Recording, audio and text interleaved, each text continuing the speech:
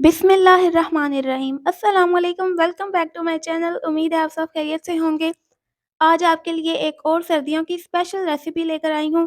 सर्दियों में जैसे हम फ्रूट चाट बनाते हैं, वो आपके साथ तरीका शेयर कर रही हूँ जो हमारे फैमिली में बहुत ज़्यादा फेवरेट है।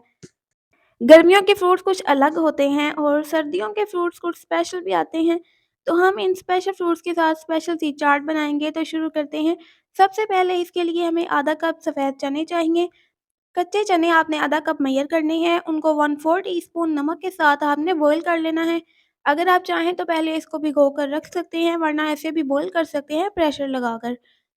इसमें शामिल कर देंगे, अभी ठंडे हो चुके हैं चने, इसमें 1.5 कप मैंने अमरूद शामिल किए हैं, तकरीबन 2 अदद अमरूद हैं और बहुत ही फ्रेश और मीठे अमरूद हैं।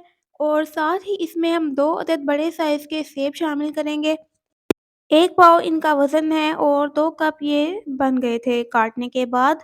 और साथ ही इसमें 2 अदद छोटे साइज़ के मैंने आलू शामिल किए हैं।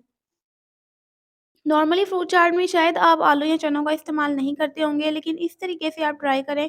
हमारी फैमिली में ये चाट सबको बहुत ज़्यादा पसंद है।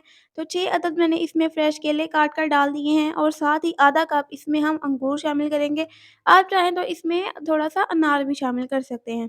अभी मेरे पास अवेलेबल नहीं है, मैंने अनार शामिल नहीं किया है, लेकिन सीज़न में अनार अवेलेबल है तो आप डाल सकते हैं।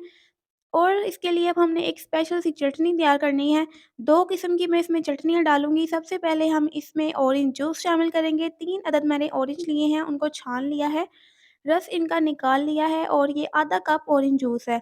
इसमें शामिल कर देंगे 2 खाने के चम्मच पिसी हुई चीनी, जो जल्दी इसमें डिज़ोल्व हो जाएगी। और साथ ही इसमें 1/4 चाय का चम्मच नमक शामिल करें, 1/4 चाय का चम्मच इसमें काला नमक शामिल करें और हाफ़ टी स्पून इसमें काली मिर्च का शामिल करें। ये चीज़ें आप डालें, फिर देखिए आपकी चाट का ज़ायका कितना शानदार हो जाएगा।